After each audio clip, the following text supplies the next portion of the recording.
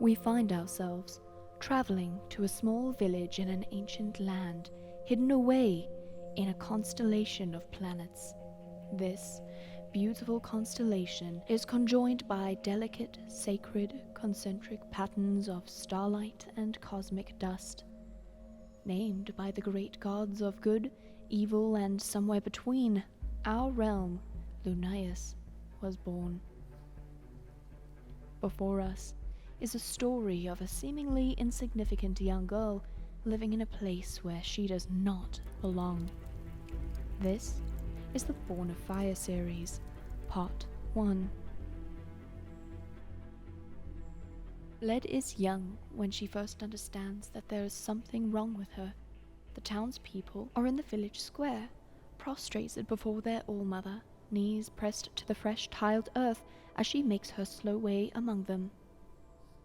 Fvled peeks around her dangling hair to watch as that sturdy figure gently grasps her wards in turn, fingers pressed firm under the hinge of the jaw as she stabilizes their energies and realigns their place with Naren. Sunlight dapples through the canopy of the trees high above the collective townspeople, bathing them in a green haze courtesy of the noonday sun as they press their bodies to the soil and pray. Fvled feels alive with the energy of the moment, transfixed by the syrupy warmth in the air and the press of the bodies around her.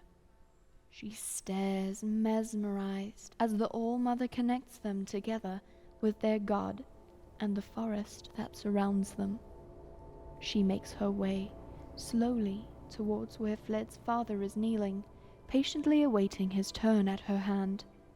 And it's only when the All-Mother's eyes meet Fvled's that she realizes her mistake. The matron's eyes are lit from within, brown irises flaring with a deep emerald glow as she allows their god Naren to channel her magic through her. In that moment, the flaring power dissipated to cold embers of blue, then purple. Fvled's eyes whip to the dirt under her, hair swinging as she ducks her head back down. She feels shaken, ears ringing too loudly to hear the words the All-Mother repeats and wrote to her father. Bare feet step into her line of sight, and a hand grips her face, the rough pads of the matron's fingers digging painfully into her skin. Eyes burning it now deep crimson brown. The matron intones, "Ground yourself in the soil below you and bask in the light from above." But the magic from before is gone. The All-Mother pulls Fvled's face closer, her thumb neatly tucked into the cleft of her chin, the only grounding force against the glower in those frozen silver eyes. "Take root and flourish." Fvled drops heavy to the dirt as the All-Mother releases her. She pants lightly, alarmed at the divine confusion reeling in her gut. The grounding ceremony, normally an exciting weekly occurrence, has suddenly taken a paler shade in her heart.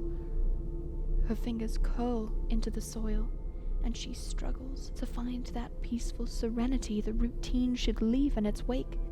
Her memory of that moment ends with her father dragging her away from the town center after the All-Mother had spoken with him in a hushed alcove in front of their shrine to Naren. Later that night, she finds herself idly tracing the bruises wrapped around her forearm. Her father had scared her, but the All-Mother had scared her more. Perhaps she had scared him too, and he was simply being sure that Fvled was away from her quickly. As her thoughts quiet for the evening, she curls up further in her spot on the cellar floor, the uncomfortable pantry and her deep-hued bracelet serving as a punishment for upsetting the All-Mother and breaking the grounding peace ritual with their god.